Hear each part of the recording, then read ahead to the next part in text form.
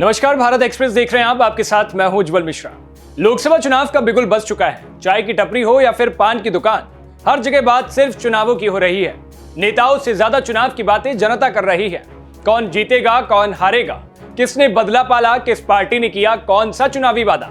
नेताओं की ओर से एक दूसरे पर लगाए जा रहे आरोप प्रत्यारोप के बीच आइए जानते हैं चुनाव से जुड़ी 11 अप्रैल की वो 10 बड़ी खबरें जिन पर पूरे दिन रही देश की नजर।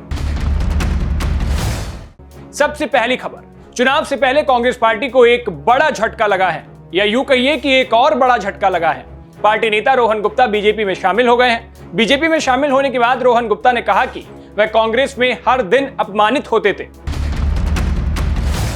तो वहीं दूसरी खबर चुनावों से पहले यूपी में बीएसपी को एक के बाद एक लगातार मिलते झटकों को लेकर के है। बीएसपी सांसद मलूक नागर ने बसपा से इस्तीफा देकर मायावती को एक पत्र लिख दिया है। बता दें कि मलूक नागर ने जयंत चौधरी की मौजूदगी में आरएलडी ज्वाइन कर ली है। जयंत ने हरा धागा पहनाकर मलूक का पार्टी में स्वागत किया। तो वहीं यूपी में गुरुवार को ईद का त्यौहार धूमधाम से मनाया गया। इस मौके पर लखनऊ में ऐशबाग ईदगाह पर सपा अध्यक्ष अखिलेश यादव, डिप्टी सीएम ब्रजेश पाठक और कांग्रेस के प्रदेश अध्यक्ष अजय राय एक साथ एक मंच पर दिखे और लोगों को ईद की बधाई दी।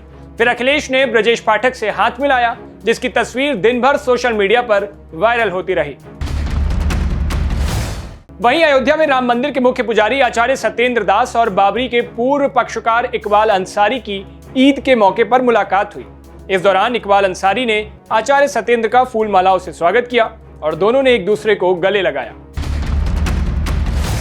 अगली खबर पीएम मोदी की रैली को लेकर के है। पीएम मोदी ने आज ऋषिकेश की चुनावी रैली में आतंकवाद पर जमकर प्रहार किया। इस दौरान पीएम मोदी ने कहा कि ये मोदी की मजबूत सरकार है, इसलिए आतंकवादियों को घर में घुसकर मारा जाता है। पीएम मोदी ने क्या कहा, आप खुद ही सुनिए। जब जब देश में कमजोर और अस्थिर सरकार रही है, तब तब दुश्मनों ने फायदा उठाया है।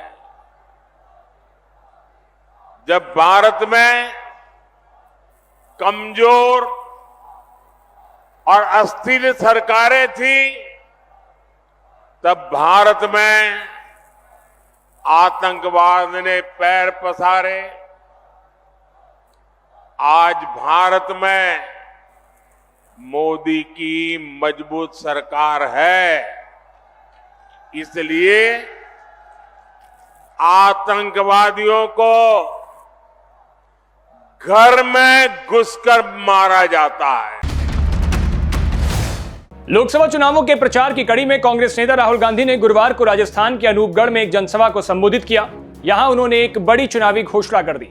उन्होंने कहा कि प्रत्येक गरीब परिवारों को एक महिला के खाते में तब तक 1 लाख रुपए डाले जाएंगे जब तक वह परिवार गरीबी रेखा से बाहर नहीं आ जाता। राहुल गांधी ने क्या कहा, आप खुद ही सुनिए।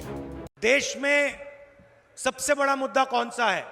90% लोग आपको कहेंगे पहले नंबर पे बेरोजगारी, दूसरे पे महंगाई। अगर आप गरीबी रेखा के नीचे हो, आपके बैंक अकाउंट में हर साल 1 लाख रुपया, 8,500 रुपया महीने का खटाखट खटाखट खटाखट खटाखट आता रहेगा।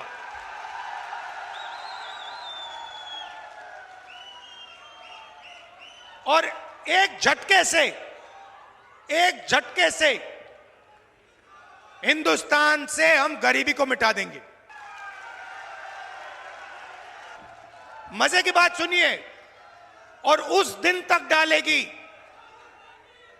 जिस दिन तक आप गरीबी रेखा से निकल जाओगे। वहीं लोकसभा चुनावों के मद्देनजर चुनावी रैली को संबोधित करने आज गृह मंत्री अमित शाह मध्य प्रदेश के मंडला पहुंचे। शाह ने बीजेपी के लोकसभा प्रत्याशी फग्गन सिंह कुलस्ते के पक्ष में एक जनसभा को संबोधित किया। इस दौरान बीजेपी के वरिष्ठ नेता शाह ने इंडिया गठबंधन पर जमकर हमला बोला। इंडिया गठबंधन को घमंडिया कहते हुए शाह ने विपक्षी दलों पर परिवारवाद को बढ़ावा देने के आरोप लगाए। साथ ही अपने भाषण में अयोध्या के राम मंदिर और आगामी पर्व रामनवमी का भी जिक्र किया। इधर लोकसभा चुनाव प्रचार के दौरान आरजेडी नेता और पाटलिपुत्र लोकसभा सीट से आरजेडी उम्मीदवार मीसा भारती ने प्रधानमंत्री मोदी को लेकर एक बड़ा बयान दे दिया। मीसा भारती ने कहा है कि अगर इंडिया गठबंधन की सरकार आई तो प्रधानमंत्री नरेंद्र मोदी से लेकर बीजेपी के सभी बड़े नेता जेल जाएंगे। वहीं बुलंदशहर में आरएलडी प्रमुख जयंत चौधरी ने एनडीए में शामिल होने को लेकर कहा कि हमारा चुनाव चिन्ह नल है और भाजपा का चुनाव चिन्ह कमल है। कमल को भी पानी की जरूरत होती है, कमल खिलेगा। तो वहीं साइकिल को लेकर के कहा कि साइकिल तो जनता के हाथ से फिसल रही है। वहीं अगली खबर जयंत चौधरी और हेमा मालिनी की मुलाकात को लेकर के है। इस मुलाकात में पदाधिकारियों को संबोधित किया गया। जयंत से मुलाकात के बाद हेमा क्या बोली, आप खुद ही सुनिए। आज जयंत चौधरी जी के साथ जो आरएलडी के जो अध्यक्ष हैं उनके साथ में मीटिंग कर पहली बार, तो पहली बार उनके पदाधिकारी उनके कार्यकर्ताओं को भी देखकर एड्रेस करने का अवसर मिला। अच्छा रहा, बहुत अच्छा रहा। 2 बार से एमपी हैं, अब तीसरी बार की आप फाइटिंग, क्या क्या मुद्दे लेके आप वो आप बाद में आइए, हम सब बताएंगे। Thank you sir. तो आज की चुनावी सुर्खियों में बस इतना ही। मिलेंगे कल फिर चुनाव की खबरों के साथ। तब तक के लिए देखते रहिए भारत एक्सप्रेस। शुक्रिया।